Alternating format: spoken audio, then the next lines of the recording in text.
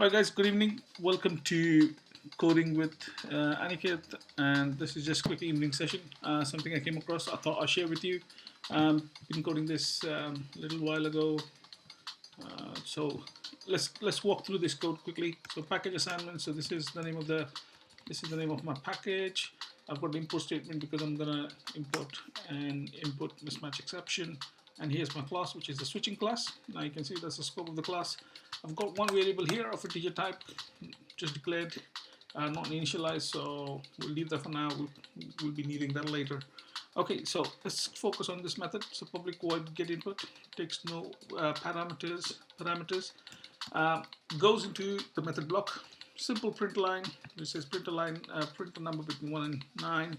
Okay, here's the interesting part where we create an object of class scanner, which takes a parameter in its constructor, which is system.in. So this is, we're calling the constructor which takes a parameter. And now we're creating another integer, which is the get in. Remember, this is different than the get in one. So this is just a get in.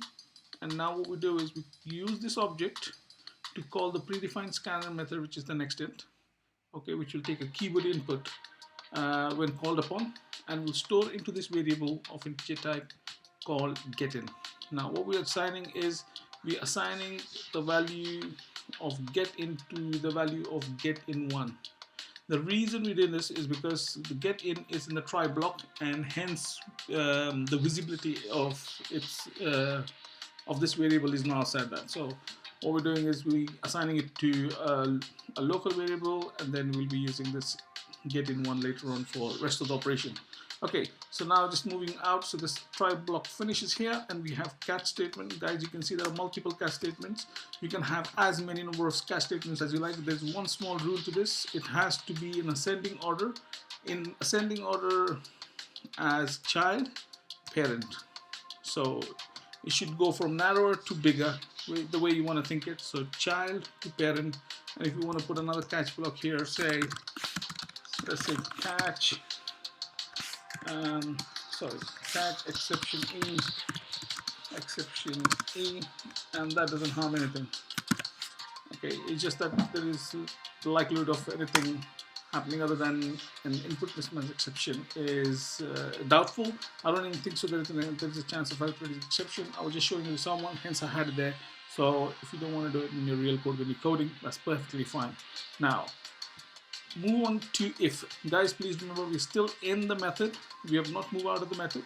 Okay, so we're putting an if statement, and we're saying that if the get int, which is the input now from the keyboard, is less than or equal to 9 and, so we're using a comparison operator, and so true and true. So this says true on this side. It has to be true on this side for it to move into the block. So we say get in keyboard input is less than or equal to 9 and getIn1 is greater than 0. Then what we want you to do, we want the compiler to go into this block here, and what he finds here is a switch statement. So now we have a switch inside an if. Okay, now switch statement simply takes a variable or an input here. So here we're given the getIn1, which is as I mentioned, is the keyboard input now for you, and whatever you put in is going to match the case. So as we're putting an integer, so I've got cases written from 1 all the way up to 9. So I'm expecting an input between this range, hence I've got them. So if it says case 1, then it will give a system a line which is 1, and it's a break statement, as you all know.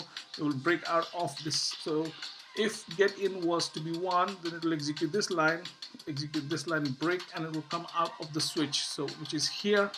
I'll come out of the if, and the else won't be executed, and then it will move on further. So this is clear, I guess, so far, pretty straightforward. Also, if any of the number is not in this range, what it will do is this will turn out to be a false. So we will exit out of the if loop, which, if you can see, is highlighted here, and we'll execute to the else loop. What we wanted to do is we wanted the output to keep repeating itself. So I'll come to that in a second, but let me just tell you, we're still in the method. This is the end of the else, Now, within the method itself, we're making an object of the class switching. If you can see, using the new keyword, and that's the object variable, and that's the object type which is switching. Using the object to call the same method itself. If you can see, we are in get input method. Let me just hoover up for you. So we're still in the get input method, and what we're doing is we're making a call to get input again. So as the method comes to the bottom, the last line is get input, so it gets invoked again. Okay, let's see how the output looks. Yes, we want it to execute this. Go ahead. Intro numbers, I say 1, this is 1, so 2, 3, 4, 5, 6, 7. Now, hang on, let's try putting hello. Let's see what happens. Oh, hello, input mismatch exception. So it's saying there was an exception. You went to the wrong entry and it lets you go into the loop again. So you can see, quite interesting. Maybe a fun thing for someone if you want to try out.